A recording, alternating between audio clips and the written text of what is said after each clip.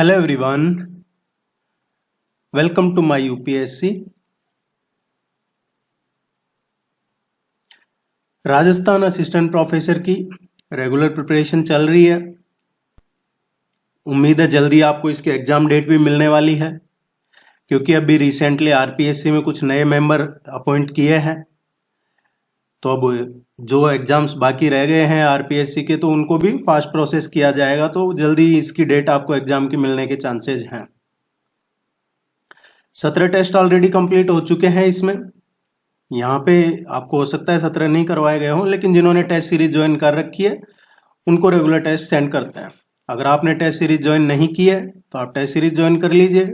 Description में link available है, इस नंबर पे भी कांटेक्ट करके व्हाट्सएप के थ्रू आप टेस्ट सीरीज ज्वाइन कर सकते हैं। कोई भी क्वेरी है आप पूछ लीजिएगा, कमेंट सेक्शन में पूछ लीजिए, इस नंबर पे पूछ लीजिए। देखिए, लास्ट टाइम जब यहाँ आपसे डिस्कस हो रहा था, राजस्थान में 19 नए जिले बनाए थे, तो टोटल जिले 50 हो गए थे राजस्थान में। अब फिर से मुख्यमंत्री ने अनाउंस किया है 3 और नए जिले बनाने का, तो राजस्थान में अब टोटल जो जिले हैं वो 53 हो चुके हैं। 53 जिले हो गए हैं राजस्थान में। 3 नए कौन से जिले बने हैं? 3 नए जिले बने हैं। देखिए, पहले एक जिला बनाया था डीडवाना कुचामन, नागौर में पड़ता है कुचामन सिटी और डीडवाना, ये दोनों ही नागौर जिले में आते थे पहले। तो नागौर से कुचामन और डीडवाना एक नया जिला बनाया था। अब कुचामन और डीडवाना में से कुचामन को एक और नया जिला बना दिया है। तो एक तो कुचामन सिटी नया जिला हो गया है। दूसरा एक बनाया है कि केकड़ी को नया जिला बनाया था।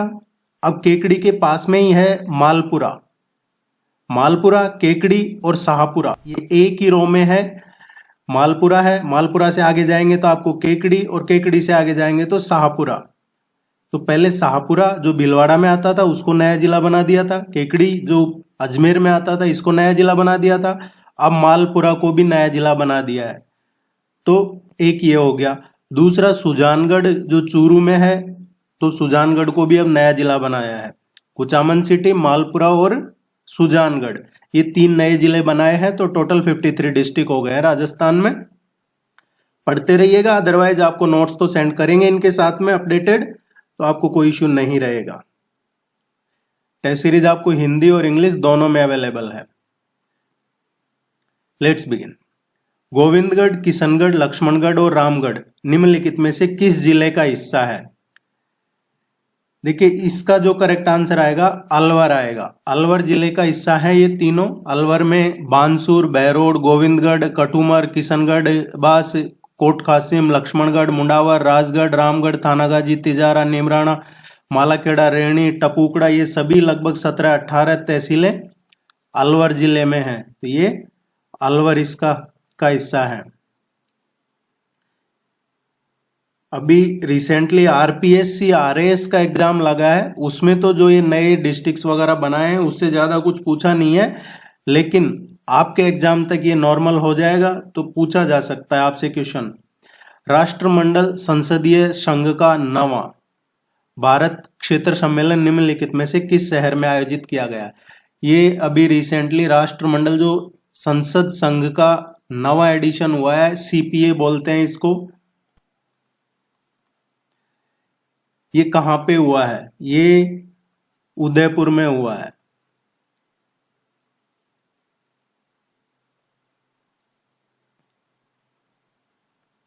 कन्हैयालाल मित्तल और मकबूल आलम निम्नलिखित में से किस प्रजामंडल आंदोलन से संबंधित थे? ये कौन से प्रजामंडल आंदोलन से संबंधित थे? देखिए, कन्हैयालाल मित्तल, मकबूल आलम और मांगीलाल भाव्या, ये तीनों झालावाड़ राज्य प्रजामंडल से संबंधित है, झालावाड़ राज्य प्रजामंडल से जुड़े हुए थे। झालावाड़ राज्य प्रजामंडल की स्थापना कब हुई है?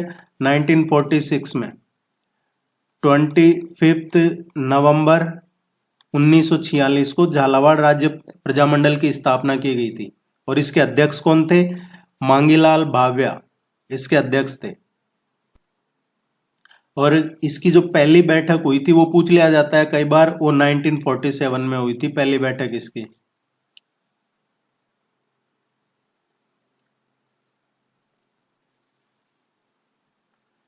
56 का मैदान, 56 प्लेन के नाम से एक क्वेश्चन लगभग सभी एग्जाम में पूछा जाता है। राजस्थान के किस जिले में स्थित है? 56 का मैदान है ये। इसको 56 का मैदान इसलिए कहा जाता है कि यहाँ पे लगभग 56 नदी नाले हैं, इनका अपवाह क्षेत्र है या 56 ग्राम समूह है और वो नदी नाले हैं, इनका ये पूरा ग्रुप है एक अपवाह ड्रेनेज सिस्टम का, इसलिए इसको कहा जाता है ये 56 का मैदान या 56 बेसिन भी पूछा जाता है कई बार। ये राजस्थान में बांसवाड़ा जिले में है। बांसवाड़ा, डूंगरपुर और प्रतापगढ़ के बीच में जो माही बेसिन है, बांसवाड़ा, डूंगरपुर और प्रतापगढ़, ये यहाँ पे माही बेसिन है, माही नदी बेसिन, इसी में ये 56 नदी नालों का यह प्रवाह क्षेत्र है, इसीलिए इसको 56 का मैदान, 56 का बेसिन कहा जाता है। बांसवाड़ा जिले में है। मनोहर थाना किला कहां पर स्थित है? मनोहर थाना किला है ये, इसका पूछ लिया जाता है कई बार कि ये कौन सी नदियों का जहां कन्फ्लुएंस है, कौन दो नदियां मिलती है वहां पे कौन सी दो नदियों का भी पूछ लिया जाता है। तो जो परवन है और एक काली खाड़ है, ये दो नदियों का संगम होता है यहाँ पे, ये झालावाड़ में है मनोहर थाना किला। देखिए, रेगुलर अपडेट्स के लिए आप इसको सब्सक्राइब जरूर कर लीजिएगा, वीडियो को लाइक कर लीजिए। एक इंपॉर्टेंट क्वेश्चन 1000% आपके एग्जाम में पूछा जाएगा, आप जरूर पढ़ लीजिएगा इसको। कोपेन क्लासिफिकेशन, कोपेन्स क्लासिफिकेशन का क्वेश्चन आपके एग्जाम में एक क्वेश्चन पूछा जाएगा और इसी तरीके से पूछा जाएगा। आपको ये दे दिए जाएंगे और इनमें सामने हो सकता है आपको एरिया दे दिया जाए या फिर जिलों डिस्ट्रिक्ट दे दिए जाए, जिले। तो आपको जिले वाइज पढ़ना है। सबसे पहले तो कोपेन क्लासिफिकेशन पढ़ लीजिएगा, वो क्या है और किस जिले में कौन सा क्लाइमेट है, कौन सा जिला किस क्लाइमेट क्षेत्र में आता है। ये क्वेश्चन पूछा ही जाएगा एग्जाम में, आप इसको सीरियसली लीजिए। जितने भी असिस्टेंट प्रोफेसर के एग्जाम हुए हैं उनमें पूछा गया है, इवन लगभग हर एग्जाम में पूछा जाता है जो इसी लेवल के हैं। हाड़ौती, मेवात, डांग, इनमें कौन सा कोपेन जलवायु क्षेत्र में आते हैं? ये देखिए, ये जो हाड़ौती, मेवात और डांग है ये आते हैं CWG और ये आप पढ़ेंगे तो आपको, वैसे तो आपका एग्जाम का डेट आने के बाद मैं एक बार फिर से आपको रिवाइज करवा दूंगा ये क्लासिफिकेशन वगैरह, लेकिन आप अपनी तरफ से पढ़िएगा। ये CWG क्या होता है? सेमी ह्यूमिड मानसून टाइप होता है, सेमी ह्यूमिड होता है और मानसून टाइप का एरिया होता है, ये मानसून टाइप। इसको जो अर्धनम मानसूनी प्रकार का क्षेत्र भी कहते हैं, वहां पे ये क्लाइमेट होता है। हाड़ौती है, हाड़ौती कौन सा रीजन है? हाड़ौती की बात करेंगे तो आप ये कोटा, बारां, ये वाला जो एरिया है हाड़ौती में आता है।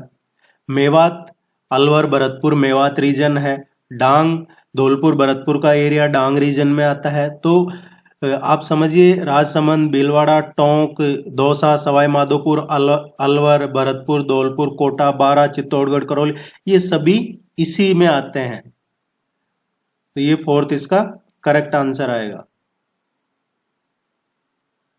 देखिए, ज्यादा मुश्किल नहीं है, आप एक बार पढ़ लेंगे तो आपको ध्यान रहेगा। अदरवाइज आप इसका मैप जरूर देखिएगा कोपेन क्लासिफिकेशन का, तो मैप से भी याद रह जाएगा कि किस एरिया में कौन सा क्लाइमेट है। आपातकाल के दौरान राजस्थान के मुख्यमंत्री कौन थे?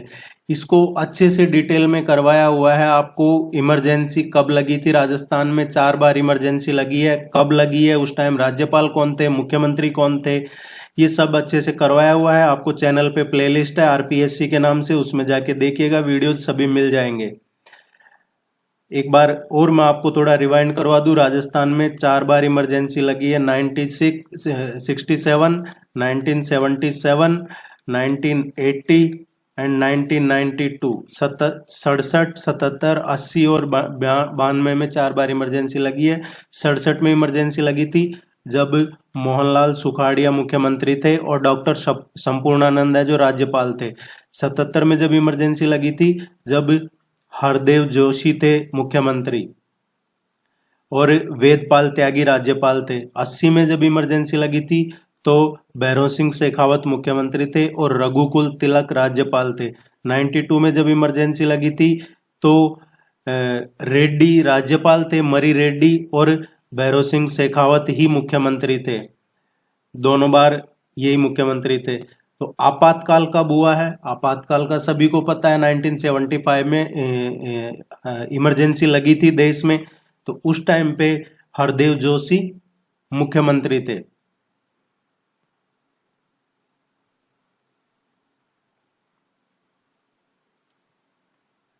भारत में पहली बार राष्ट्रीय अश्व अनुसंधान केंद्र बीकानेर के वैज्ञानिकों ने भ्रूण प्रत्यारोपण विधि से जन्मी घोड़ी के बच्चे का क्या नाम रखा है? ये करंट अफेयर्स का क्वेश्चन है। इस तरीके के क्वेश्चन पूछे जाते हैं एग्जाम में, इनको पढ़ते रहिएगा आप रेगुलर। पहला तो ये इंपॉर्टेंट इसलिए हो जाता है क्योंकि ये इंडिया में पहली बार ऐसा हुआ है, भारत में पहली बार। तो जो फर्स्ट या कोई टॉप है उसका पूछा जाता है क्वेश्चन आपके एग्जाम में। और इसमें जो टेक्निक है वो भी डिफरेंट तरीके की है, और इसका नाम रखा है राज हिमानी।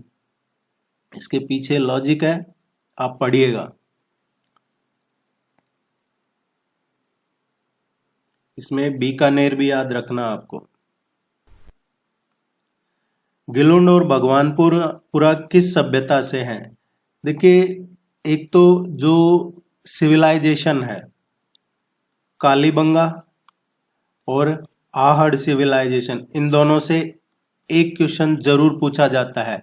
अब इनमें कौन सी सिटीज हैं ये आप देखिएगा जरूर इसमें, या फिर जो एक और है बेडच, ये आयड बेडच का, वो भी पूछा जाता है।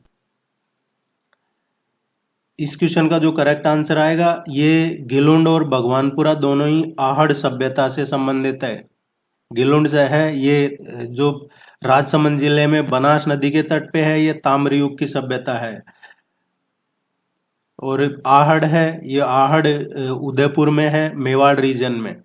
आहड़ रिवर भी है, आहड़ बेड़च नदी है, उसके तट पे है ये। और इस नदी को जो ये है आहड़, इसको पहले ताम्रवती भी कहा जाता था, और लोकली अभी प्रेजेंट में इसको है जो धूलकोट के नाम से भी जानते हैं। तो ये दो जो सिविलाइजेशन है ये जरूर पढ़ लीजिएगा आप, इनके बारे में पूछा जाता है। इवन ये भी पूछ लिया जाता है कई बार कि क्या मिला था, कौन सी खेती करने के सबूत मिले थे, या किस तरीके के जानवर होने के प्रमाण थे वहां पे, कौन से एनिमल्स को वो उस दौर में थे। निम्नलिखित में से कौन सा युग में गलत सुमेलित है, इनकरेक्ट मैचिंग कौन सी है, ये पूछा गया है। मल्लीनाथ जी गागरोण, देखिए मल्लीनाथ जी हैं, ये लोक देवता हैं, और इनका जन्म 1395 में तिलवाड़ा में हुआ था। तिलवाड़ा बाड़मेर में है। और जो गागरोण दे रखा है, गागरोण कहाँ पे है? गागरोण फोर्ट का नाम आपने सुना होगा, गागरोण का किला, गागरोण फोर्ट, ये झालावाड़ जिले में है। गागरोण फोर्ट झालावाड़ में है, जहां पे काली सिंध और आहू नदी, ये दो रिवर मिलती है, ये वहीं पे है ये गागरोण फोर्ट। तो पहला ही गलत है। रामदेव जी रामदेवरा, देखिए पोखरण जैसलमेर में ये रामदेवरा का है, तो ये तो सही है। पाबूजी कोल्लू, कोल्लू ये गांव है जिसे कोल्लू पाबूजी भी कहते हैं, और अभी प्रेजेंट में कहाँ है ये? फलोदी में, और फलोदी नया जिला बन गया है। फलोदी नया जिला बनाया है और इसमें है ये। तो ये पूछ लिया जाता है कई बार, पहले ये फलोदी में नहीं, जिला नहीं था। और फलोदी किसके लिए फेमस है? नमक नगरी के नाम से जानते हैं फलोदी को, नमक उद्योग के लिए फेमस है। और भारत के जो सबसे गर्म स्थान है, हॉट प्लेसेस, उनमें से फलोदी का भी नाम आता है उनमें। तो ये भी करेक्ट है। तेजाजी खरनाल, खरनाल कहाँ है? देखिए ये खरनाल है, नागौर जिले में है तेजाजी का, नागौर जिले में खरनाल है, वहां पे तेजाजी का जन्म स्थान है। ये तीनों सही है, पहला ही इनकरेक्ट है।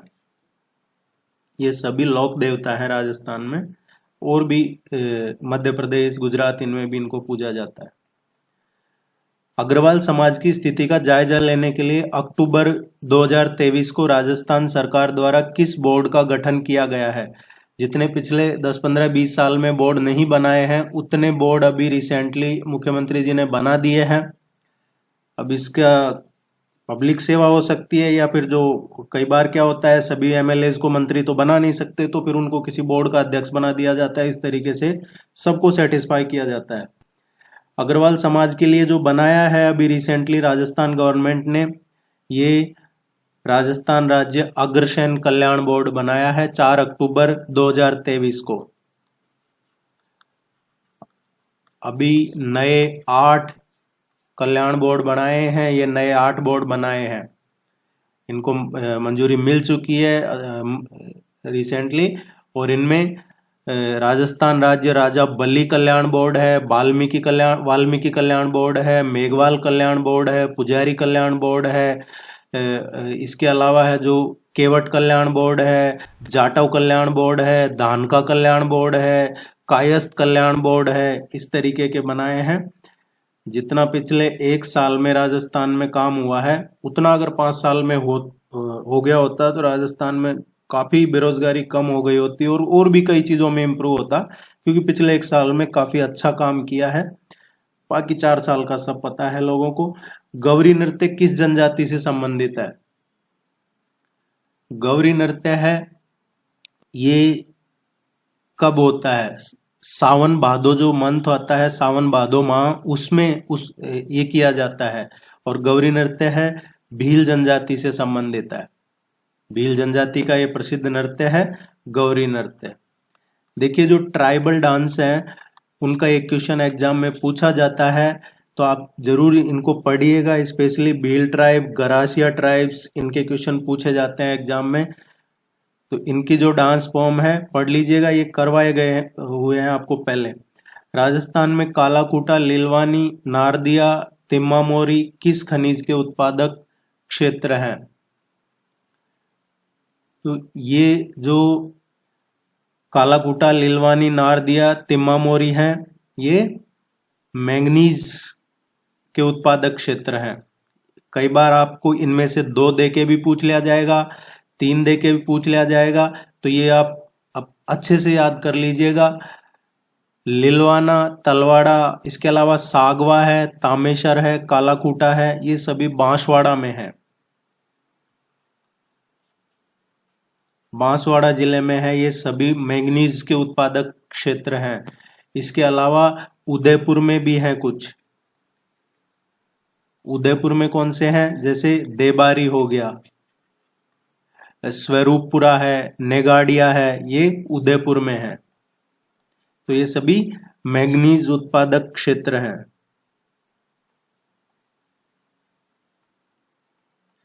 महिला सशक्तिकरण के लिए नवाचार मिशन स्वयं सिद्धा किस जिले में चलाया गया है? ये स्वयं सिद्धा है। इसको दूसरे तरीके से भी पूछे तो आपको ध्यान रखना है किसके लिए है? विमेन एम्पावरमेंट के लिए, महिला सशक्तिकरण के लिए ये स्वयं सिद्धा कार्यक्रम, ये मिशन चलाया गया है। और ये कहाँ पे चलाया गया है? श्री गंगानगर जिले में चलाया है ये।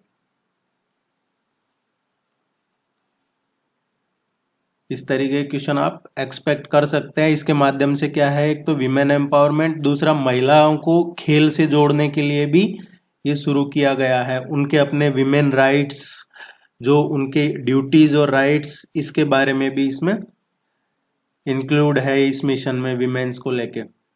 कौन सा सुमेलित नहीं है? गलत कौन सा है इनमें से?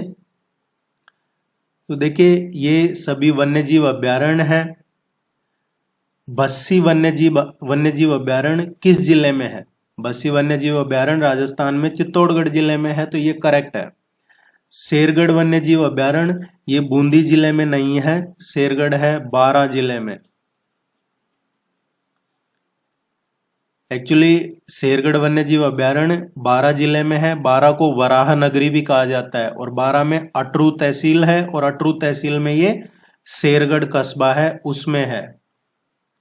सीता माता वन्यजीव अभ्यारण्य, ये सीता माता वाइल्ड लाइफ सेंचुरी है, ये प्रतापगढ़ जिले में है।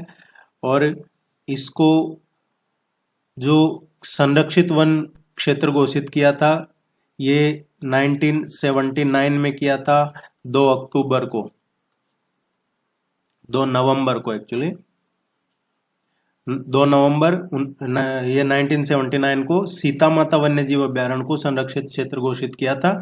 और ये प्रतापगढ़ में, इसका क्वेश्चन कई बार पूछ लिया जाता है कि इसको संरक्षित वन क्षेत्र कब घोषित किया गया था सीता माता अभ्यारण्य को, ये 1979 में। और एक और क्वेश्चन इससे पूछा जाता है सीता माता वन्य जीव अभ्यारण्य से कि उड़न गिलहरी के लिए कौन सा वन्य जीव अभ्यारण्य प्रसिद्ध है, तो उड़ने वाली गिलहरी के लिए सीता माता वन्य जीव अभ्यारण्य जो राजस्थान में प्रतापगढ़ जिले में है। रामसागर वन विहार ये कहाँ पे है, ये अभ्यारण्य है, धौलपुर में है, ये करेक्ट है, ये विंध्याचल रेंज में आते हैं। सो गलत पूछा था तो सेकंड स्टेटमेंट, सेकंड वाला ऑप्शन गलत है, शेरगढ़ बूंदी में नहीं है, 12 जिले में है। प्लेसमेंट एजेंसियों से लगे कार्मिकों को शोषण से मुक्त करवाने के लिए राज्य सरकार द्वारा किस संस्था के गठन प्रस्ताव को मंजूरी दी है। जो प्लेसमेंट एजेंसियों के थ्रू लगते हैं लोग जॉब में, प्राइवेट या किसी भी काम में, तो उनका शोषण नहीं हो, इसके लिए राजस्थान गवर्नमेंट ने किस संस्था को के गठन को अभी रिसेंटली मंजूरी दी है, तो ये अभी रिसेंटली बनाया है गवर्नमेंट ने, इसको अप्रूवल मिली है, Rajasthan logistic service delivery corporation, Rajasthan logistical service delivery corporation. ये काफी इंपॉर्टेंट क्वेश्चन है, आप इसको जरूर ध्यान में रखिएगा।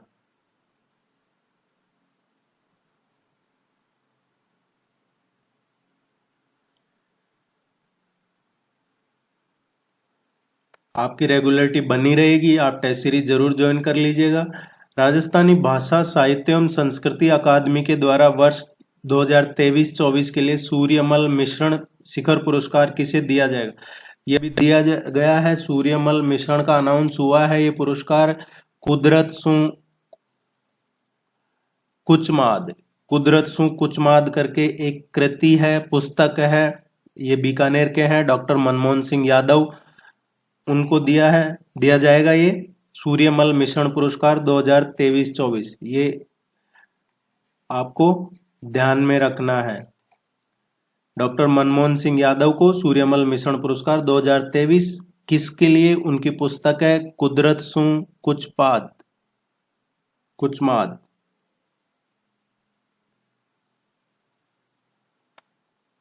जयपुर लिटरेचर फेस्टिवल 2024 के 70वें संस्करण का आयोजन कब किया जाएगा।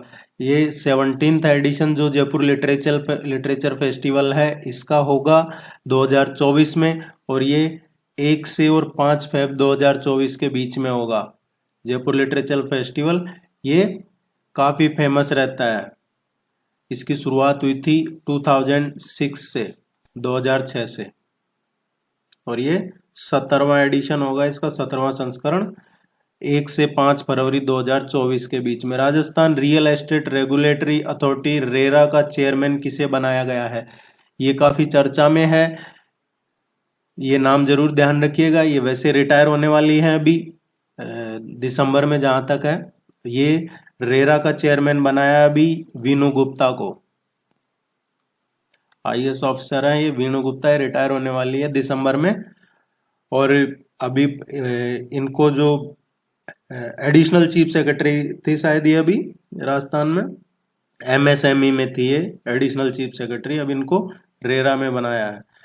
देश का पहला कुर्जा कंजर्वेशन, ये कुर्जा पक्षी है, मेहमान पक्षी बोलते हैं इसको, कुर्जा मेहमान। देश का पहला कुर्जा कंजर्वेशन रिजर्व किस स्थान पर बनाया गया है, ये काफी इंपॉर्टेंट है सभी। खीचन में बनाया है, ये फलोदी में आता है खीचन गांव, यहाँ पे बनाया जाएगा, ये बना है, लगभग बन गया है ये, तो सी इसका करेक्ट आंसर है।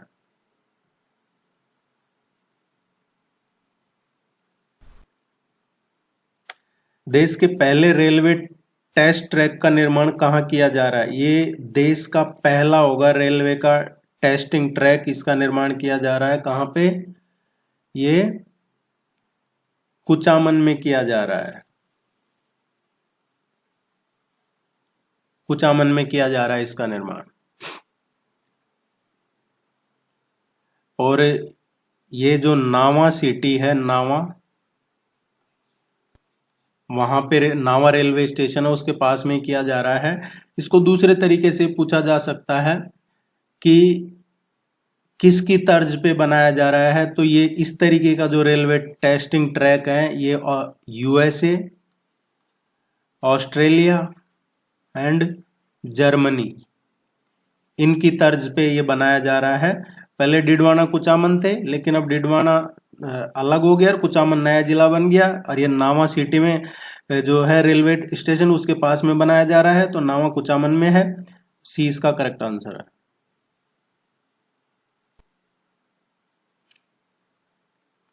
एशियन गेम्स 2023 के घुड़सवारी ड्रेसेज स्पर्धा में किस खिलाड़ी की टीम ने स्वर्ण पदक जीता है? ये घुड़सवारी में ये स्वर्ण पदक जीता है, ये आपको ध्यान रखना है। इंपॉर्टेंट इसलिए हो जाता है ये क्योंकि 40 साल बाद 41 साल बाद ये भारत ने घुड़सवारी में पहला गोल्ड मेडल जीता है, और इसमें चाइना को हरा के जीता है। ये चाइना को इसमें सिल्वर मेडल मिला है, हांगकांग को ब्रॉन्ज मेडल मिला है, इंडिया ने इसमें गोल्ड मेडल हासिल किया है। और इस जो घुड़सवारी टीम थी, इसमें कौन थे खिलाड़ी? ये थे इसमें अनुषा, विपुल और दिव्य कीर्ति सिंह, और सुदीप्ता हजेला भी थे, इनकी टीम थी ये। तो दिव्य कीर्ति सिंह, ये ध्यान रखना, सी इसका करेक्ट आंसर है। इन खिलाड़ियों के नाम जरूर ध्यान रखिएगा जो ये टीम में थे, घुड़सवार की टीम में। अनुजा अग्रवाला, विपुल छेड़ा, दिव्य कीर्ति सिंह और सुदीप्ति हजेला। देखिए 19वां एशियन गेम हुआ है अभी ये चाइना में, इसमें राजस्थान के कौन कौन से खिलाड़ी विजेता रहे हैं, ये आपसे एक क्वेश्चन पूछा जाएगा एग्जाम में। तो जो सेलिंग है, सेलिंग नौकायन जिसको बोलते हैं, नौकायन में सिल्वर मेडल जीता है किसने? अर्जुन लाल जाट ने सिल्वर मेडल जीता है नौकायन में। इसके अलावा बाबूलाल यादव ने जीता है ब्रॉन्ज मेडल, किसमें? इसी नौकायन में। और लेखाराम खिलेरी हैं, लेखाराम खिलेरी, उन्होंने भी ब्रॉन्ज मेडल जीता है इसी सेलिंग में। इन 3 खिलाड़ियों ने मेडल जीता है। दिव्य कीर्ति सिंह का हमने पढ़ लिया। ये राजस्थान की बात करें, राजस्थान के खिलाड़ियों की, इन्होंने घुड़सवारी में स्वर्ण पदक जीता है, दिव्य कीर्ति सिंह। और दिव्यांश पवार ने 10 मीटर जो एयर राइफल है उसमें गोल्ड मेडल जीता है। तो ये जरूर पढ़िएगा, यहां से क्वेश्चन पूछा जाएगा आपसे।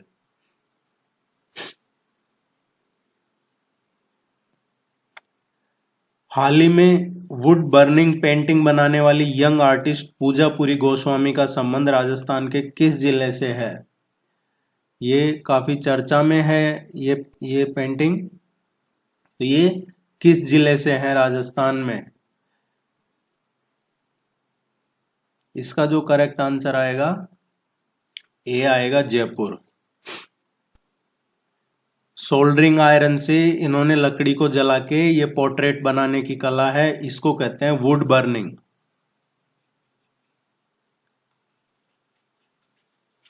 वुड बर्निंग कला है ये, इस कला को वुड बर्निंग कला कहते हैं। इसमें क्या होता है, सोल्डरिंग आयरन से लकड़ी को जलाकर कोई पोर्ट्रेट बनाया जाता है। तो ये इन्होंने ऐसा किया है, ये जयपुर की रहने वाली है।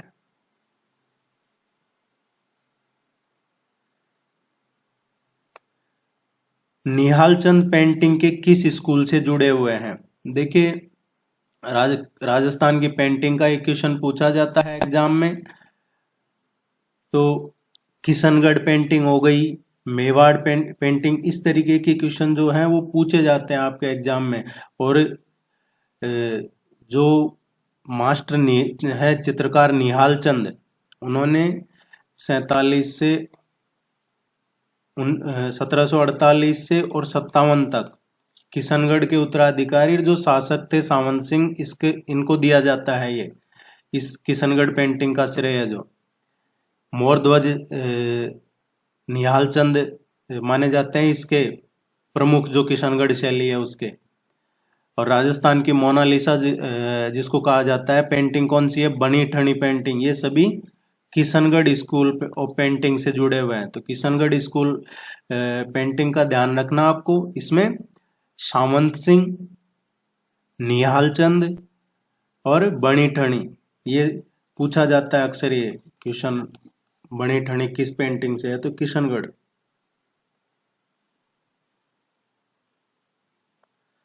सिरोही राज्य पूर्ण रूप से राजस्थान में विलय कब अस्तित्व में आया? सिरोही का पूर्ण रूप से राजस्थान में विलय कब अस्तित्व में आया? देखिए, सिरोही का सबसे पहले तो जब छठा चरण हुआ था, ये सारे इंटीग्रेशन ऑफ राजस्थान हम पढ़ चुके हैं, तो आप चैनल पे जरूर देख लीजिएगा इनको। सातों चरण पढ़ाए गए हैं जिस राजस्थान के एकीकरण के। जो 6th स्टेज था 26 जनवरी 1950 को, जब भारत का संविधान लागू हुआ था 26 जनवरी 1950 को, तो सिरोही रियासत का भी जो विलय है वो ग्रेटर राजस्थान में कर दिया था। और इस विलय को भी औपचारिकता माना जाता है, क्योंकि यहाँ भी भारत सरकार का नियंत्रण पहले से ही था। दरअसल राजस्थान के एकीकरण की प्रक्रिया पहले से ही चल रही थी, और जब सिरोही रियासत के शासक थे वो नाबालिग थे।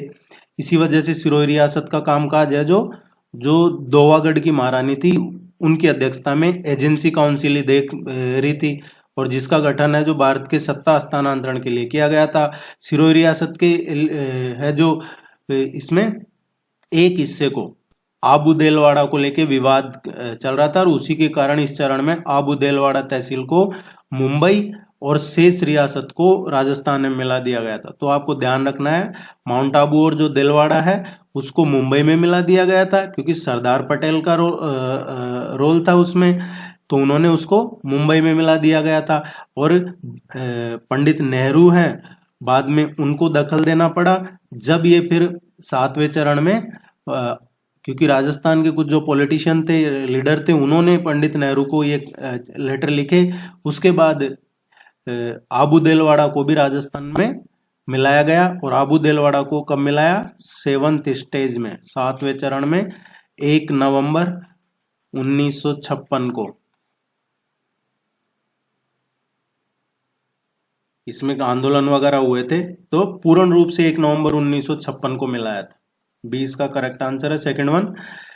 देखिए, आप चैनल को सब्सक्राइब कर लीजिए, कोई क्वेरी है पूछ लीजिएगा, टेस्ट सीरीज ज्वाइन कर लीजिए, आपको टेस्ट नोट्स ये सब मिलते रहेंगे। और भी कोई बात हो तो डिस्कस कर सकते हैं। Thank you very much, all the very best, good luck.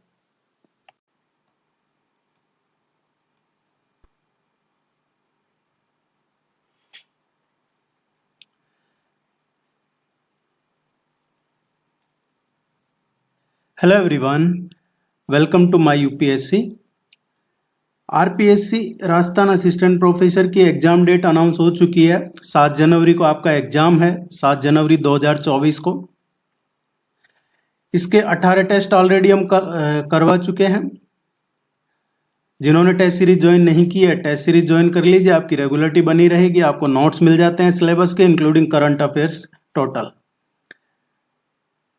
देखिए, ये टेस्ट शुरू करें इससे पहले ये टॉपिक है, इसको देख लेते हैं, क्योंकि अब आने वाले टाइम में जैसे आपके एग्जाम तक कोशिश ये रहेगी, जिन्होंने टेस्ट सीरीज ज्वाइन कर रखी है उनको तो डिटेल में टॉपिक वाइज नोट्स और उस टॉपिक से रिलेटेड जो भी क्वेश्चन बनते हैं वो दोनों सेपरेट सेंड किए जाएंगे। बाकी अगर आपने टेस्ट सीरीज ज्वाइन नहीं की है तो आपको थोड़ा सा आइडिया दे दूं मैं। ये जनरल स्टडीज ऑफ राजस्थान का पेपर 3rd है आपका। इसका पहला टॉपिक है जो आपका सिलेबस है, उसकी बात हो रही है, history, art, culture, literature and heritage of Rajasthan. ये पहला सिलेबस में है टॉपिक। उसका जो सब टॉपिक है, ancient civilisations of Rajasthan with special reference to Mesolithic sites in Rajasthan, later stone age sites in Rajasthan. और ये कुछ बता रखे, निम्बाहेड़ा, बागोर, मांड्या, ये साइट्स बता रखी है। तो ये पहला टॉपिक है। देखिए, मैसेज वगैरह करके पता नहीं करना है। टेस्ट सीरीज जिन्होंने ज्वाइन कर रखी है, आपको ये टेस्ट जब सेंड करेंगे तो इसके साथ इस टॉपिक के नोट्स और इस टॉपिक से रिलेटेड क्वेश्चन भेज दिए जाएंगे। और आगे भी आपको अब टेस्ट के साथ टॉपिक वाइज भी नोट्स और क्वेश्चन भेजे जाएंगे। पूरे सिलेबस के नोट्स ऑलरेडी आपको सेंड कर दिए गए हैं। करंट अफेयर्स के हम टाइम टाइम पे सेंड करते रहते हैं। इस टॉपिक के बारे में आप कैसे पढ़ सकते हैं, एंशियंट सिविलाइजेशन ऑफ राजस्थान। अब आपके एग्जाम का जो लेवल है उस हिसाब से राजस्थान में जो एंशियंट सिविलाइजेशन है, जैसे कालीबंगा सिविलाइजेशन हो गया, अब ये किस एरिया में है, कहाँ पे है, हनुमानगढ़, तो इतना पढ़ना है आपको। दूसरा जैसे बात करते हैं हम, गिलुंड सिविलाइजेशन है, गिलुंड सिविलाइजेशन ये कहाँ का है, गिलुंड हो गया राजसमंद का। भीनमाल सिविलाइजेशन है, ये कहाँ का हो जाता है, जालोर जिले का।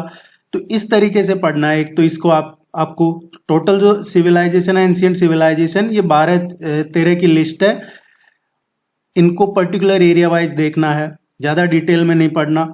दूसरा, उस टाइम पे उस पर्टिकुलर सिविलाइजेशन में उस दौर में लोग क्या स्पेशल था, खेतीबाड़ी के लिए क्या यूज करते थे, वहां क्या कौन से एविडेंस मिले हैं उस सिविलाइजेशन के, चाहे वो एनिमल से, कैटल से रिलेटेड हो या फिर एग्रीकल्चर से रिलेटेड हो, इकोनॉमी से रिलेटेड हो, वो चीज आपको कोई स्पेशल हो, किस तरीके के टूल्स वो यूज करते थे, ये पढ़ना है। बस इतना ही आपको पढ़ना है। और इसके है जो आप पढ़ना चाहते हैं तो ये वेबसाइट है हमारी myupsc.in। इस myupsc.in ये हमारी वेबसाइट है। इस पर अगर आप लैपटॉप से देख रहे हैं तो राइट साइड में आपको कैटेगरी मिलेगी, जहां पे कैटेगरी में आप अल्फाबेटिकल ऑर्डर में है वो, तो वहां पे आपको आर पे राजस्थान जी के लिखा मिलेगा। आप उस पर क्लिक करते हैं तो उसमें आपको ये टॉपिक मिल जाएगा, ancient civilisations of Rajasthan with special reference to Mesolithic sites in Rajasthan, ये पोस्ट मिल जाएगा। इसमें 1-2 पेज के आपके लिए नोट्स हैं और कुछ प्रैक्टिस 5-6 प्रैक्टिस क्वेश्चन है, तो आपको थोड़ा ओवरव्यू मिल जाएगा, एक बार जाके आप चेक कर सकते हैं। Let's begin.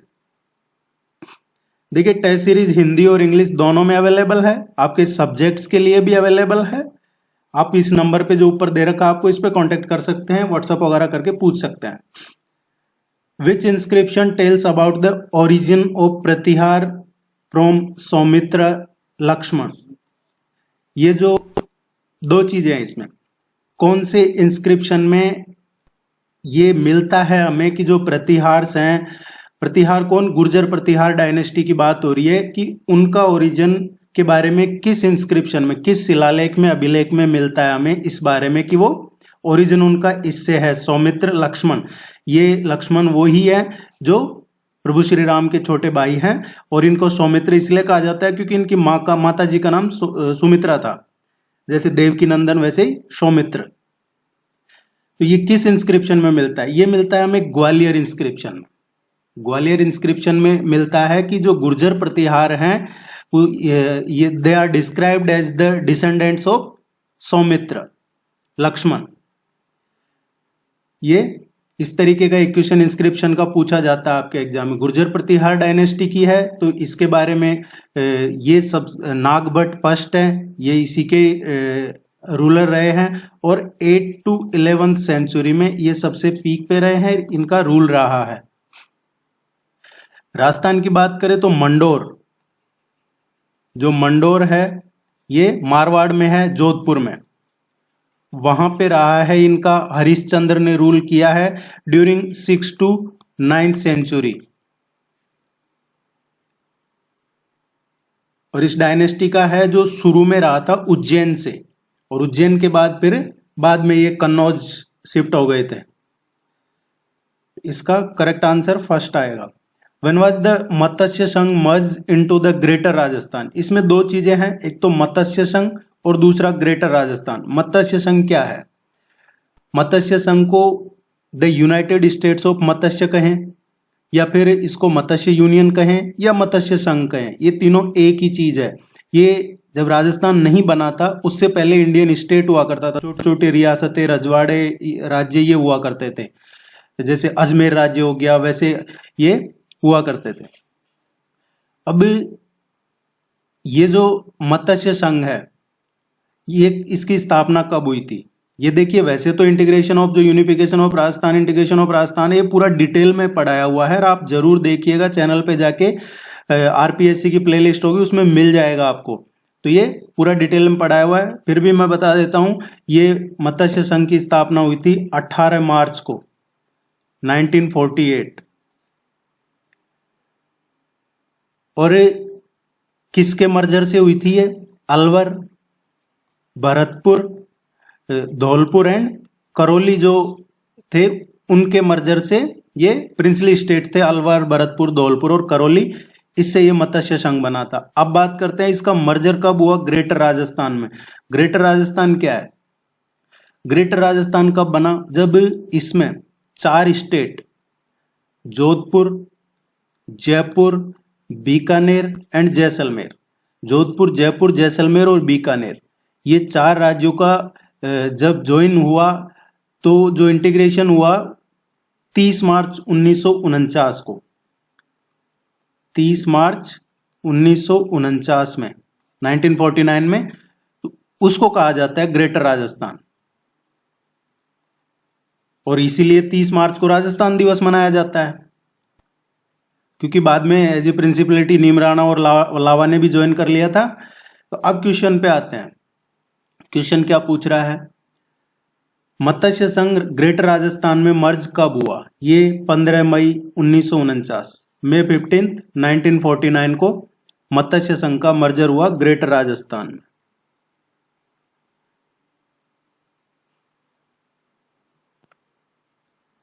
Which one of the following forts is also known as Koshvardhan fort? Koshvardhan fort किस किले को जाना जाता है? किस किले को कोशवर्धन फोर्ट के नाम से भी जाना जाता है? देखिए, कोशवर्धन फोर्ट है, ये कहा जाता है शेरगढ़ के किले को। शेरगढ़ फोर्ट है, इसको कोशवर्धन फोर्ट के नाम से भी ये फेमस है। शेरगढ़ फोर्ट कहाँ पे है? ये अटरू में है। अटरू क्या है? तहसील है। कहाँ पे है? 12 जिले में है ये तहसील। 12 जिले में तहसील है अटरू, और वहीं पे शेरगढ़ का फोर्ट है। कई बार डायरेक्ट भी पूछ लिया जाता है आपके एग्जाम में कि शेरगढ़ का किला कहाँ स्थित है, तो या तो 12 जिला दे दिया जाएगा या फिर अटरू तहसील का नाम दे दिया जाएगा। और एक क्वेश्चन और जो यहां से पूछ लिया जाता है आपसे कि शेरगढ़ का किला किस नदी के किनारे स्थित है, या फिर दुर्गावती नदी के किनारे इनमें से कौन सा किला स्थित है? तो ये शेरगढ़ फोर्ट या कोशवर्धन fort.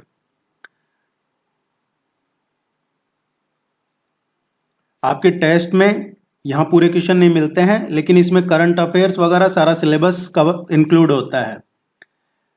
Somdev the author of Lalit Vigraharaj was the court poet of which Chauhan ruler? देखिए, एक तो ये क्लियर हो गया कि ये जो सोमदेव हैं ये ऑथर हैं किसके? ललित विग्रहराज के। आप पुराने प्रीवियस ईयर के आरपीएससी के पेपर देखेंगे तो आप कई बार पूछा गया है कि ललित विग्रहराज की रचना किसने की? Was the author of Lalit Vigraharaj, तो ये सोमदेव है। अब ये किस चौहान रूलर के कोर्ट में कवि थे? सोमदेव। ये विग्रहराज 4 के इसमें कोर्ट में कवि थे। ये विग्रहराज 4 है, ये इनके टाइम का गोल्डन एज कहा जाता है, और इनको बीसल देव के नाम से भी जानते हैं। किस नाम से? बीसल देव के नाम से भी जानते हैं इनको।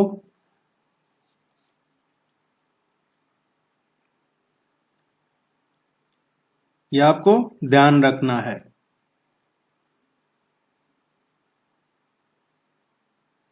ये क्वेश्चन जरूर ध्यान रखना। सोमदेव, इन्होंने ही ललित विग्रहराज, और ये ललित विग्रहराज क्या है, इसमें क्या लिखा हुआ है? ललित विग्रहराज में जो चौहान रूलर हैं, पृथ्वीराज चौहान हो गए, उनके टाइम का मेंशन किया हुआ है।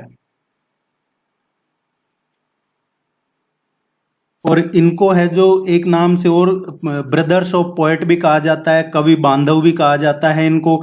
दूसरा कि ये किसमें मेंशन है कि जो पहले एक एजुकेशन सेंटर हुआ करता था, चौहान रूलर्स के टाइम पे एजुकेशन सेंटर हुआ करता था, और जिसको बाद में जो आक्रांता आए उन्होंने उसको मस्जिद में कन्वर्ट कर दिया, और अब वो 2.5 दिन का झोंपड़ा के नाम से फेमस है। तो वो इसी में लिखा हुआ है, जो ललित विग्रहराज है इसी में लिखा हुआ है कि जो 2.5 दिन का झोंपड़ा है वो पहले एक एजुकेशन सेंटर हुआ करता था, जैसे कोई गुरुकुल हो गया, इस तरीके का। और बाद में उसको तोड़ कर मस्जिद बना दिया 2.5 दिन का झोंपड़ा। फोर्थ इसका करेक्ट आंसर है।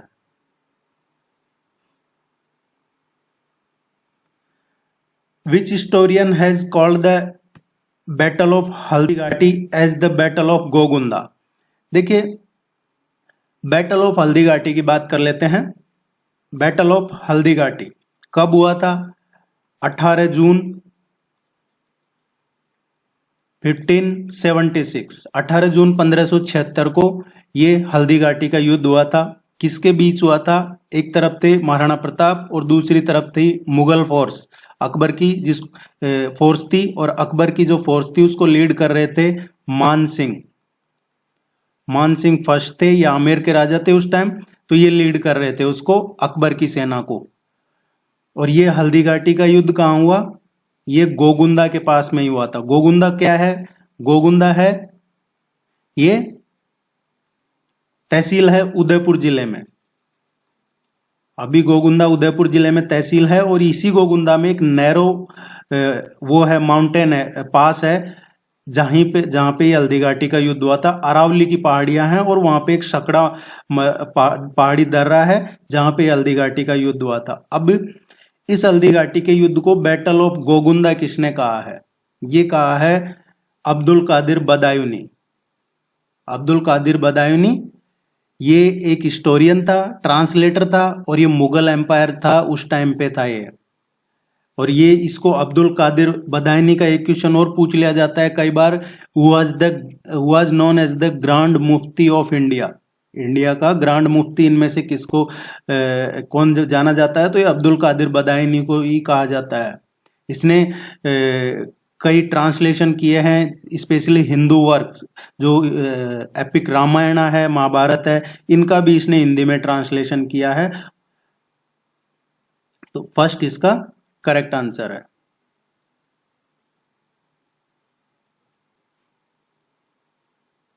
आप चैनल को सब्सक्राइब जरूर कीजिएगा, रेगुलर नोटिफिकेशन मिलते रहेंगे, आपका सपोर्ट भी बना रहेगा। Recently Khajuwala and Chhatargarh tehsil have been included in which district? देखिए, अभी क्या हुआ है, इलेक्शन है राजस्थान में नेक्स्ट मंथ, जिसको जो चाहिए दे दो।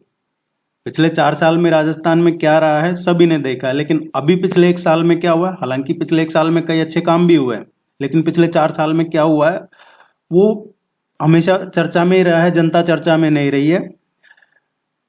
तो इस बार जिसने जो मांगा दे दिया। वैसे ही जहां जहां डिस्ट्रिक्ट्स की डिमांड थी तो जिले बना दिए गए। फिर बाद में क्या हुआ कि लोगों ने विरोध किया कि ये जो एरिया है ये तो हमारा है, इसको उस जिले में कैसे दे दिया। वैसा ही ये एग्जाम्पल है खाजूवाला और छत्तरगढ़ का। खाजूवाला और छत्तरगढ़ देखिए, आप देखेंगे तो ये श्रीगंगानगर है और यहाँ पे अनूपगढ़ आता है। मैं राजस्थान के इस मैप की बात कर रहा हूं। तो गंगानगर में से अनूपगढ़ जिला बनाया है। बीकानेर की जो 2 तहसीलें थी खाजूवाला और छत्तरगढ़, इनको अनूपगढ़ में मिला दिया था। अनूपगढ़ नया जिला बनाया है। अभी पहले कुछ जिले बनाए, फिर और नए जिले बनाए, 50 जिले हो गए, फिर 3 और नए जिले बनाए, 53 जिले हो गए। ये प्रोसेस चल ही रहा है। खाजूवाला और छत्तरगढ़ पहले बीकानेर में आते थे, अब अनूपगढ़ नया जिला बना तो उसमें इनको ये तहसीलें उसमें चली गई। लोगों ने विरोध किया तो अब वापस इनको बीकानेर में दे दिया गया है। लोगों के विरोध करने के बाद अब अनूपगढ़ में 4 सब डिवीजन और 5 तहसील है। 4 सब डिवीजन है और 5 तहसील है अनूपगढ़ में। और जो बीकानेर है, बीकानेर में 7 सब डिवीजन और 9 तहसीलें हैं। तो ये ध्यान रखना आपको खाजूवाला और छत्तरगढ़ का। और खाजूवाला का तो स्पेशली इसलिए ध्यान रखना है क्योंकि सबसे हाई यील्ड ऑफ कॉटन, ये यहाँ पे बहुत सारी कॉटन मिल्स हैं खाजूवाला में।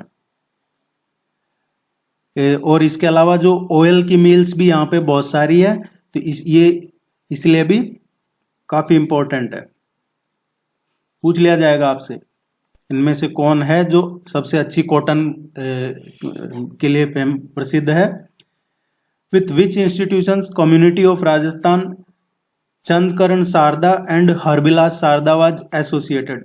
चांदकरण शारदा और हरबिलास शारदा इनमें से किसके साथ एसोसिएटेड है?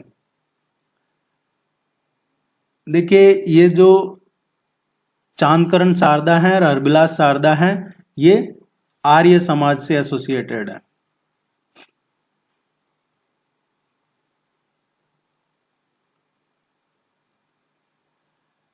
नेक्स्ट देखते हैं, what was the main centre of the activities of Govind Guru in 1911 and 12? देखिए, गोविंद गुरु, गोविंद गिरी, गोविंद गुरु बंजारा, ये तीनों एक ही है।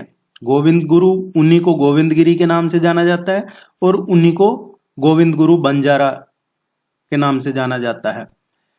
क्वेश्चन पूछा है कि इनका जो मेन सेंटर ऑफ एक्टिविटी था वो कहां पे था। इनसे रिलेटेड फ्रीक्वेंटली क्वेश्चन पूछे जाते हैं एग्जाम में, पहले भी पूछे गए हैं। तो गोविंद गिरी का ये सोशल और रिलीजियस रिफॉर्मर थे 90s के टाइम पे। और एक क्वेश्चन जो पूछा जाता है, भगत आंदोलन, भगत मूवमेंट, ये किसने शुरू किया था? ये पहला मूवमेंट था राजस्थान का भील ट्राइब्स के लिए, भील कम्युनिटी के लिए था भगत मूवमेंट, और ये शुरू किया था गोविंद गिरी ने। ये क्वेश्चन पूछा जाता है तो ध्यान रखना आपको, भगत आंदोलन किसने शुरू किया? गोविंद गिरी ने। दूसरा, ये भील कम्युनिटी के डेवलपमेंट के लिए काम करते थे। भगत आंदोलन के अलावा जो एक क्वेश्चन पूछा जाता है इनका, संप सभा, संप सभा की स्थापना किसने की? तो ये भी गोविंद गिरी ने ही संप सभा की स्थापना की थी for the development of the Bhil community. और ये जो भगत आंदोलन था ये मेवाड़ में, डूंगरपुर, गुजरात, इन मालवा रीजन तक ये काफी डेवलप हुआ। ये इन रीजन्स में काफी एक्टिव थे। ये भगत आंदोलन है जो इससे काफी लोग जुड़े थे। और ये पहला भील आंदोलन था राजस्थान का 1883 में। इस क्वेश्चन की बात करें तो मेन सेंटर ऑफ एक्टिविटी क्या था? मेन सेंटर ऑफ एक्टिविटी जो था इनका वो बेडसा था। बेडसा ये विलेज है जो कहां पे है? ये डूंगरपुर जिले में है। बेडसा गांव है, ये सीमलवाड़ा तहसील में है। सीमलवाड़ा तहसील है डूंगरपुर जिले में, गुजरात बॉर्डर।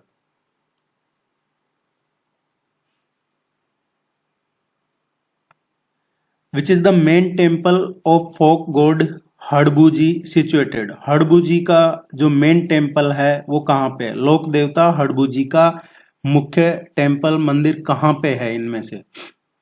देखिए, हड़बूजी का जो मेन वर्शिप प्लेस है ये फलोदी में है। इससे पहले एक चीज देख लेते हैं हम कि ये इनके जो वर्शिपर्स हैं वो कौन है हड़बूजी के? जो सांकला राजपूत होते हैं, स्पेशली सांखला राजपूत, देर वर्शिप हड़बूजी। अब राजस्थान में एक क्वेश्चन पूछा जाता है, पांच पीर, पंचपीर, पांच पीर, फाइव पीर्स, फाइव पीर्स, ये कौन है? इनमें से कौन से पांच पीर हैं या नहीं है, या पांच पीर के नाम दे दिए जाएंगे और उनका मेन जो वर्शिप प्लेस है या मेन टेम्पल है वो कहाँ पे है, ये पूछ लिया जाता है।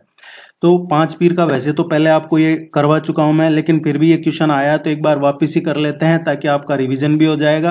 अगर आपने पहले के वीडियो नहीं देखे हैं तो देख लीजिए ताकि आपको रेगुलरिटी बनी रहेगी टेस्ट की। देखिए, पाबू जी हैं, इसके अलावा हड़बू जी हैं, ये पांच पीर की बात हो रही है। रामदेव जी हैं, मंगलिया जी हैं और मेहा जी हैं। ये पांच पीर है। तो क्वेश्चन में हडबूजी की बात हो रही है, तो ये 5 पीर हैं, इनके नाम जरूर ध्यान रखिएगा। और ये कहाँ पे है, इनका मेन जो वर्शिप प्लेस या टेम्पल है वो जरूर ध्यान रखिएगा। हडबूजी की बात हो रही है, तो हडबूजी का जो मेन वर्शिप प्लेस है ये बेंगटी में है, बेंगटी। और बेंगटी कहाँ है, फलोदी में। पहले जोधपुर जिले में आता था, अब फलोदी नया जिला बन गया है, तो बेंगटी फलोदी जिले में है। कोल्लू है, ये कोल्लू गांव है, एक्चुअली विलेज है। और ये किसका है, ये भी फलोदी में ही है। ये किसका है, किस एसोसिएटेड है, ये पाबूजी का मेन है। यहाँ पे पाबूजी का पूछा जाता है तो कोल्लू। इसी तरीके से देखिए, ये पंचपीर, अब जिनको नहीं पता है तो पंचपीर जैसे 5 ग्रेट सन्स, अब इन्हीं को पर्शियन में देखा जाए तो पर्शियन में पंचपीर कौन है। पर्शियन में स्पेशली राजस्थान का एग्जांपल देखें या इंडिया का, तो पंचपीर तो टोटल है। तो जैसे एक तो लाल शहबाज कलंदर हैं जो अभी सिंध पाकिस्तान में है। दूसरे हैं जो शेख बाबा फरीद हैं, ये भी पंजाब जो पाकिस्तान के पास है उसमें है। तीसरा जो ख्वाजा कुतुबुद्दीन बख्तियार काकी है वो महरौली दिल्ली में है। ये जो पार्शियन पंचपीर है उनकी बात कर रहा हूँ। और इसके अलावा जो हजरत निजामुद्दीन औलिया है दिल्ली में है। राजस्थान की बात करें तो ख्वाजा मोइनुद्दीन चिश्ती, जिनको गरीब नवाज के नाम से गरीब नवाज भी कहा जाता है, तो ये अजमेर में है। तो अब ये क्लियर हो गया होगा पंचपीर क्या है। इस क्वेश्चन का करेक्ट आंसर 4 है।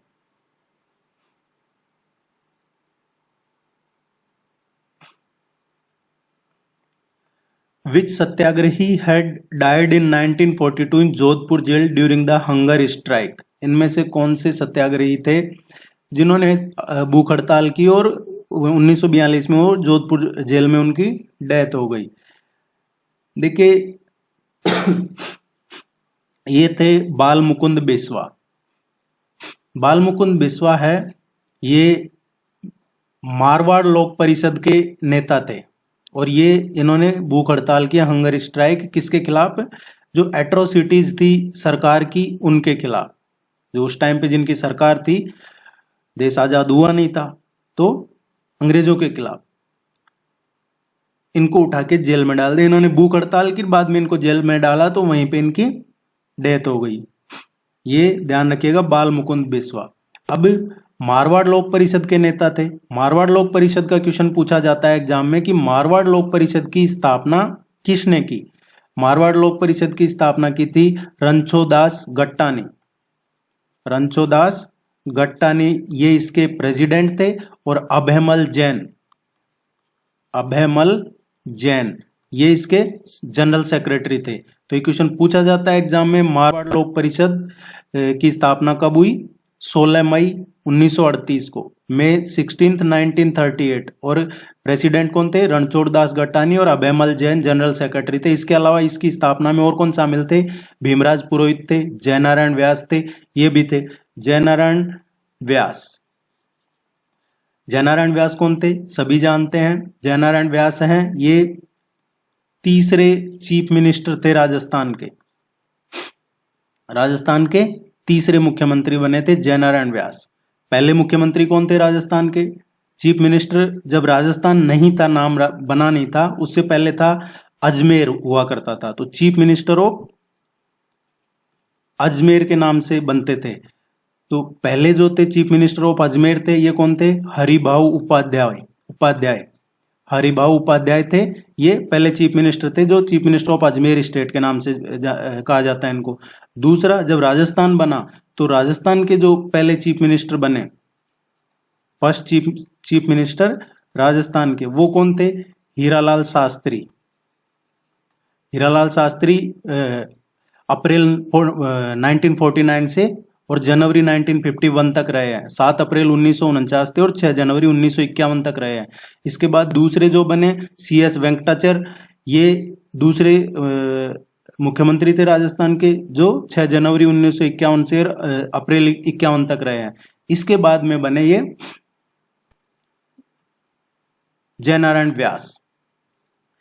जयनारायण व्यास इसके बाद में बने तीसरे। जयनारायण व्यास का एक और पूछ लिया जाता है।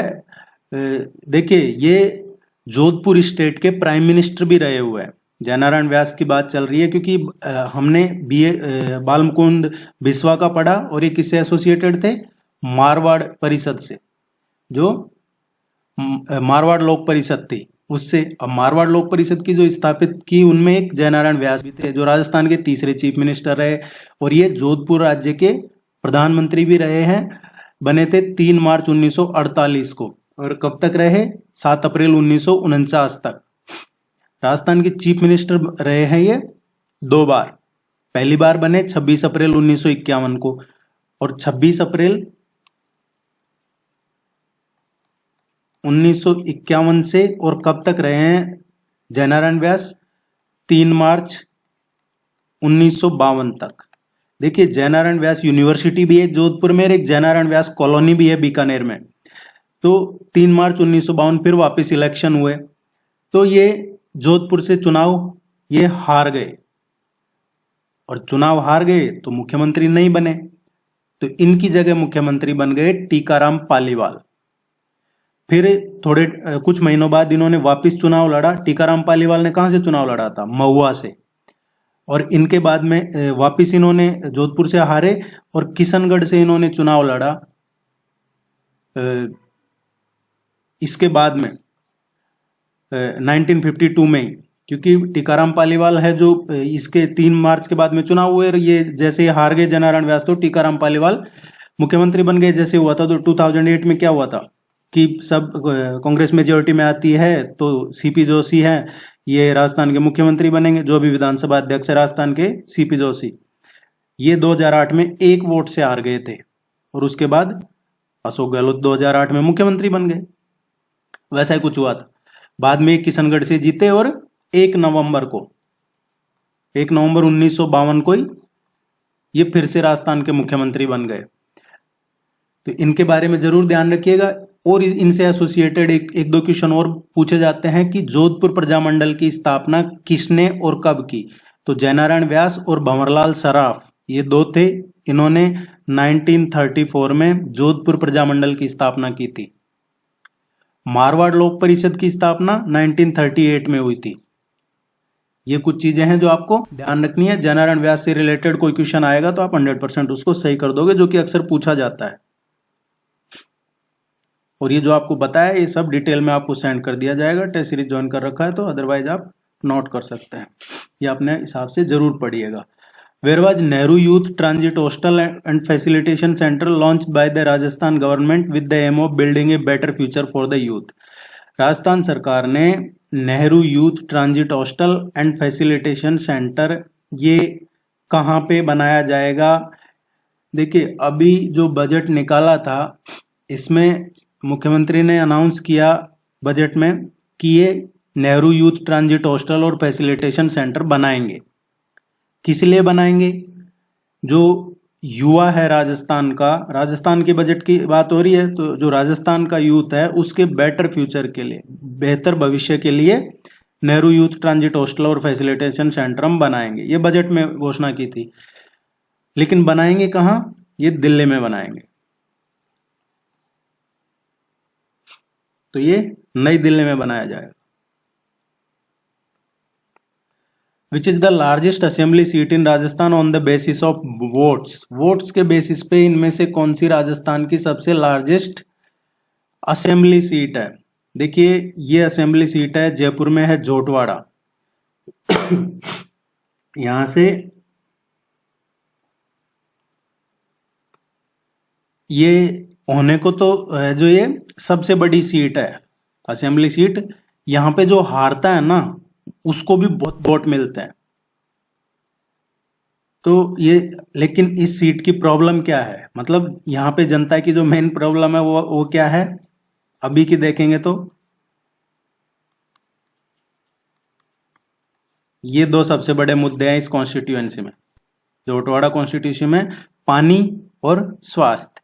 एक हॉस्पिटल बनना था, नहीं बना। पानी, बारिश के टाइम पे भी, बारिश के का जब बरसात का मौसम होता है मानसून में, उस टाइम पे भी यहाँ पे टैंकर से पानी की सप्लाई की जाती है। लोग मंगवाते हैं पैसे देके, कौन सप्लाई करता है? कई बार हो सकता है सरकार करती हो, लेकिन ये जो दो मेन बड़े इश्यू है यहाँ पे, जो पहले केंद्रीय मंत्री रहे हैं लालचंद कटारिया, वो थे कांग्रेस से पिछली बार, और राजपाल सिंह शेखावत बीजेपी से थे, वो हार गए थे। बी इसका करेक्ट आंसर है। ये सब इसलिए बताया था कि आपको ध्यान रहे इस जगह का नाम। What percentage of subsidy will be provided to farmers by the state government for providing additional electricity to the grid along with irrigation by installing solar plant on their field? Rajasthan सरकार, राज्य सरकार अगर कोई अपने खेत में, अपनी जमीन में, अपने फील्ड में सोलर प्लांट लगाता है और तो उसको कितना सब्सिडी दिया जाएगा? क्वेश्चन ये है, सोलर प्लांट लगाने पे कितना सब्सिडी? देखिए, सोलर प्लांट से आप अगर 1 किलोवाट का सोलर प्लांट लगाते हैं तो ये अप्रोक्सीमेट 5-6 यूनिट बिजली पैदा कर सकते हैं। 5-6 यूनिट इलेक्ट्रिसिटी की प्रोड्यूस करता है 1 किलोवाट का solar plant around 8 to 9 hours में। 8-9 घंटे में 5-6 यूनिट बिजली पैदा कर देता है 1 किलोवाट का अगर सोलर प्लांट लगाते हैं तो। अब गवर्नमेंट इस पे कितनी सब्सिडी दे रहा है? 90%। आप यहां से इरिगेशन के लिए यूज में ले सकते हैं, और जो राज्य सरकार के ग्रिड है, 11 केवी ग्रिड हो गए, 33 केवी ग्रिड हो गए, 132 केवी के ग्रिड हो गए, 220 केवी के ग्रिड हो गए, 400 केवी के ग्रिड हो गए, अब तो 765 केवी के भी ग्रिड हो गए। तो इन पे आप सप्लाई भी, आप चाहे तो सेल भी कर सकते हैं। एक चीज देखिएगा कि ज्यादातर जो ग्रिड है वो 11 के मल्टीप्लिकेशन में है, तो 90% की सब्सिडी देगी राज्य सरकार, ये ध्यान रखिएगा, पूछा जा सकता है question. Which among the following types of forest in Rajasthan are found in areas having maximum amount of rainfall? जहां ज्यादा बारिश होती है, ज्यादा बारिश का मतलब ये नहीं है कि एक दिन बहुत ज्यादा बारिश हो गई और वहां बाढ़ आ गई, फिर उसको ही मान लिया आपने कि नहीं वहां सबसे ज्यादा बारिश होती है। जो थ्रू आउट द सीजन, और फिर एक एवरेज देखा जाता है पर्टिकुलर एक टाइम पीरियड में कि कहाँ पे ज्यादा बारिश हुई है, पर्टिकुलर डे के हिसाब से नहीं। तो जहां ज्यादा बारिश होती है राजस्थान में, वहां किस तरीके के फॉरेस्ट, कौन सी टाइप के फॉरेस्ट पाए जाते हैं, ये क्वेश्चन पूछ रहा है। देखिए, जहां ज्यादा बारिश होती है वो वहां पे ड्राई टीक फॉरेस्ट पाए जाते हैं।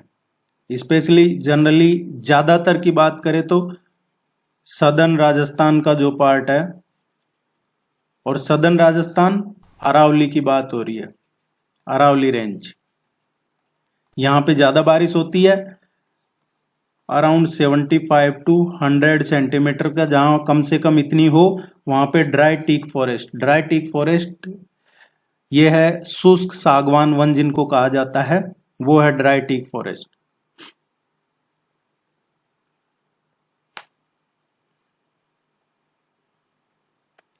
आप चैनल को सब्सक्राइब कीजिएगा, टेस्ट सीरीज जरूर ज्वाइन कर लीजिएगा, अब रेगुलरिटी बनी रहेगी, ज्यादा टाइम नहीं है आपके एग्जाम में, काफी सीटें हैं। The undulating surface and dissected topography named as Vagad is form due to the action of which river in Rajasthan? कौन सी नदी की वजह से ये अनड्यूलेटिंग सरफेस और जो डाइसेक्टेड टोपोग्राफी है वो विच्छेदित वगैरह जो बोला जाता है, ये किस नदी की वजह से बनता है? ये वागड़। देखिए, कंफ्यूज नहीं होना, एक है बगड़, वो आता है शेखावटी में, स्पेशली जो ये झुंझुनू वाला एरिया है वो, ये है वागड़, ये है मेवाड़ में, इसमें कंफ्यूज नहीं होना आप। तो वागड़ है ये किस नदी की? अब जैसे मेवाड़ है तो इतना भी अगर आपको पता है तो भी आप कर सकते हैं इस क्वेश्चन को सही। माही नदी की वजह से ये इस तरीके से ये बनता है वागड़। ये एक्चुअली अपर वाटर शेड एरिया है माही नदी का, और इसकी जो ट्रिब्यूटरीज है माही नदी की उनका। माही नदी एक्चुअली कहां से ओरिजिनेट होती है? माही नदी ओरिजिनेट जो एग्जैक्ट पोजीशन है, एग्जैक्ट प्लेस है माही नदी के ओरिजिन का, वो मिंडा है, मिंडा गांव है, मिंडा विलेज कहाँ पे है? ये धार जिले में है, मध्य प्रदेश में, वहां से ओरिजिन होता है माही नदी का। जो बाद में जाके खंबात की खाड़ी में अरब सागर में मर्ज हो जाती है, और नर्मदा की तरह ये भी उस उधर राइट साइड में फ्लो करती है ऊपर की तरफ। एक क्वेश्चन जो पूछा जाता है माही नदी का कि इसकी ट्रिब्यूटरीज कौन सी है, सहायक नदियां कौन सी है, तो माही की जो ट्रिब्यूटरीज हैं ये सोम है, इसके अलावा देखा जाए तो अनास है, सोम, अनास, और एक और है इसकी पनाम।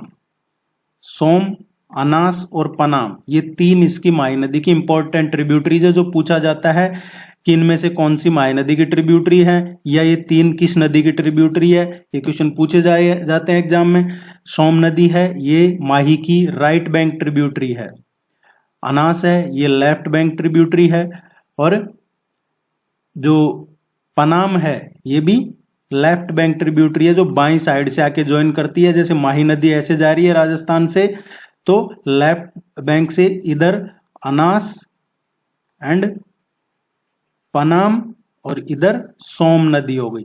अब देखिए सोम नदी है, इसकी भी दो ट्रिब्यूटरी है जो सब ट्रिब्यूटरी हो गई, गोमती और जाखम। एक जाखम डैम भी है। गोमती, ये लखनऊ वाली गोमती नहीं है, गोमती और जाखम, ये दो सहायक नदियां किसकी है, सोम की, और सोम सहायक नदी है, माही की राइट बैंक ट्रिब्यूटरी है। ये कुछ इंपॉर्टेंट चीजें थी जो आपको ध्यान रखनी है सोम माही नदी से रिलेटेड। और इस पे कौन कौन से डैम बने हुए हैं, माही बजाज सागर डैम है, कडाना है, इसके अलावा एक और डैम है वाना कबोरी। ये तीन डैम है माही रिवर पे।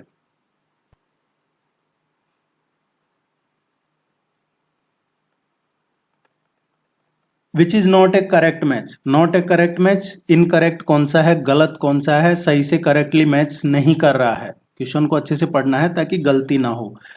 हाईटेक ग्लास, ये कुछ इंडस्ट्रीज हैं और ये कहां पे है। हाईटेक ग्लास ये इंडस्ट्री धौलपुर में है। व्हाइट सीमेंट निम्बाएडा, ये सही नहीं है। टायर ट्यूब का जो इंडस्ट्री है अलवर में है। पॉलीमर से रिलेटेड शाहपुरा में है, ये सही है। देखिए जो व्हाइट सीमेंट का है ये कारखाना निम्बाएडा में नहीं है, हालांकि निम्बाएडा में भी बनता है थोड़ा, लेकिन कारखाना जो इंडस्ट्री है वो नहीं है। इंडस्ट्री इसकी गोटन में है, फेमस इंडस्ट्री गोटन में है। और गोटन में कब बनी है, ये कमीशन हुई थी 1984 में। और गोटन कहाँ पे है, जिनको नहीं मालूम है, गोटन नागौर जिले में है।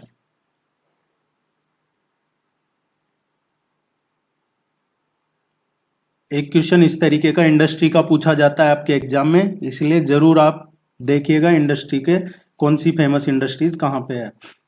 सेलेक्ट द इनकरेक्ट पेयर, इसमें भी इनकरेक्ट पेयर कौन सा है, गलत कौन सा है। सलीम सिंह जी की हवेली जैसलमेर, ये सही है। कई बार डायरेक्टली पूछ लिया जाता है सलीम सिंह जी की हवेली कहाँ पे अवस्थित है, स्थित है, कहाँ सिचुएटेड है, तो जैसलमेर में। जसवंत थड़ा जोधपुर में, ये सही है। अर्थुना टेम्पल डूंगरपुर में। त्रिपुरा सुंदरी टेम्पल बांसवाड़ा में, ये सही है। देखिए जो अर्थुना टेम्पल है ये डूंगरपुर में नहीं है, ये भी बांसवाड़ा में है।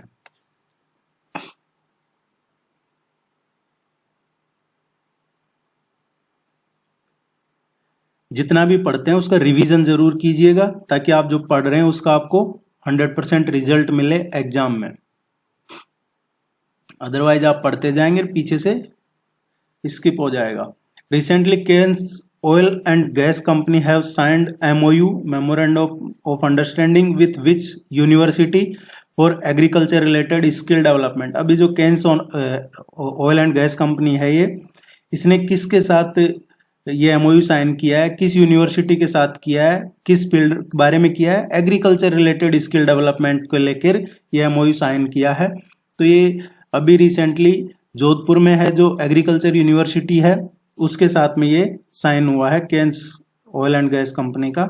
ए इसका करेक्ट आंसर है।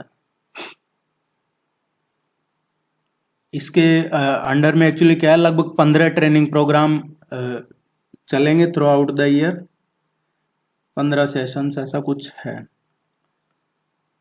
रिसेंटली वो have been nominated as the chairman of Rajasthan state Veer Tejaji welfare board. ये काफी चर्चा में है ये नाम है जो, और ये पूछा जा सकता है। जैसा मैंने आपको पिछले टेस्ट में बताया था कि राजस्थान में पिछले 3-4 साल में बहुत उठापटक रही। उठापटक इन द सेंस की पॉलिटिकल गहमागहमी, कभी कौन नाराज हो रहा है, कभी लग रहा है सरकार गिर जाए, कभी कौन किस में शामिल हो रहा है, कभी कहाँ होटल में बंद हो रहे हैं, इस तरीके का पॉलिटिकल चलता है। राजस्थान में नहीं, ये और भी कई राज्यों में चलता रहता है, ये राजनीति है। क्वेश्चन पे आते हैं तो पिछले टेस्ट मैंने बताया था कि इस बार गवर्नमेंट ने बोर्ड बहुत सारे बनाए हैं। उनमें से एक बोर्ड ये भी है, वीर तेजाजी वेलफेयर बोर्ड। इसमें क्वेश्चन पूछ रहा है कि इसके चेयरमैन कौन है, किसको नॉमिनेट किया है। अभी क्वेश्चन क्यों पूछा गया, देखिए अभी रिसेंटली कांग्रेस से बीजेपी में ज्वाइन हुई है ज्योति मिर्धा। ज्योति मिर्धा को टिकट दिया है बीजेपी ने अभी रिसेंटली, और ये जो इस चेयरमैन ये बोर्ड के हैं वो हैं रिचपाल मिर्धा। ये कांग्रेस के एमएलए रहे हुए हैं, और मिर्धा परिवार का राजस्थान की राजनीति में बहुत पुराना नाता रहा है, बहुत कद्दावर परिवार रहा है ये। तो रिचपाल मिर्धा जी हैं, ये इनके फादर है ज्योति मिर्धा के। अब इन्होंने ये बयान दे रहे हैं कि मैं तो जो मेरी बेटी है उसका प्रचार करूंगा, इस तरीके कोई इनका आया है निकल के, और ये चर्चा में है, इसलिए क्वेश्चन आपको करवाया गया है ताकि आपको ध्यान रहे को। और आगे भी जितने बोर्ड हैं उनमें से हो सकता है क्वेश्चन पूछा जाए, क्योंकि इतने सारे बोर्ड बनाए हैं और चेयरमैन भी उनके काफी बनाए हैं। तो रिचपाल मिर्धा है जो वीर तेजाजी वेलफेयर बोर्ड के चेयरमैन है, ये याद रखना है हमें। आप चैनल को सब्सक्राइब जरूर कीजिएगा। All the very best, good luck, thank you very much. कोई भी क्वेरी हो आप कमेंट सेक्शन में पूछ लीजिएगा। टेस्ट सीरीज का लिंक आपको कमेंट सेक्शन में डिस्क्रिप्शन में मिल जाएगा। Thank you.